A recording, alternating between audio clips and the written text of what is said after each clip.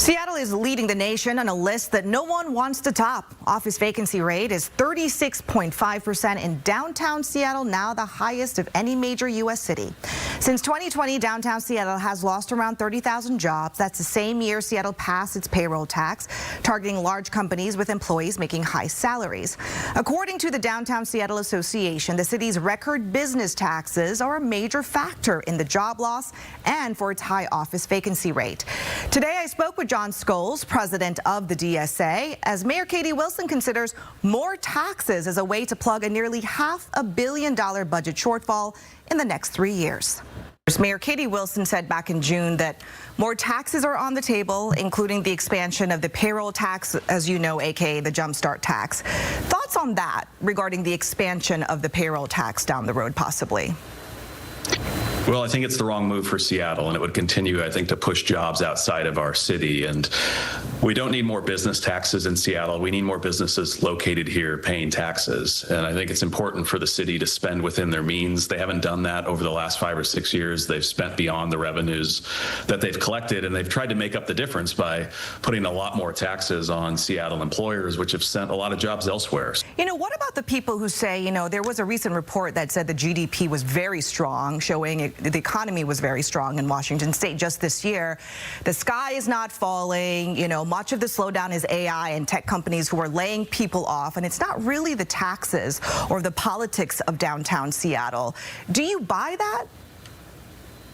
There's a lot of turbulence and headwinds, and I do think Seattle is in a unique position relative to many other major metros. If you look at the top 30 major metropolitan areas in the U.S., you know, we're near the bottom when it comes to job growth over these last 4 years. So, yes, certainly COVID and shifts in how tech companies are hiring and investments in AI and layoffs and inflation and national and global turmoil that has created a lot of uncertainty economically are factors, but those are factors that other cities are facing as well, and many of those cities are growing jobs, and Seattle hasn't. Mayor Wilson has a tough road ahead of her, and much of this budget deficit, of course, she inherited.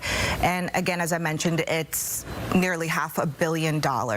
If you were across the table from her, what solutions, other solutions or advice would you give to her, in your opinion, that could solve this? Well, first, I think we have to acknowledge the realities here is that the city doesn't have a budget deficit. They have more revenue than they had last year, more revenue last year than they had the year before.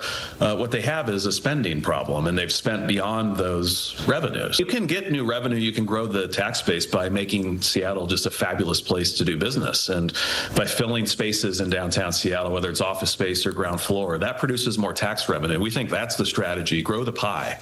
Make this place the best place to do business, the easiest place to open a restaurant or a retail outlet. We've got lots of empty office space in downtown, nearly 20 million square feet of vacant space. And, you know, that's not a great deal for those folks that own those buildings, but it's not a great deal for Seattle residents either, because the value of those buildings is about half of what it was just 4 or 5 years ago. And so that property tax burden really shifts to residents.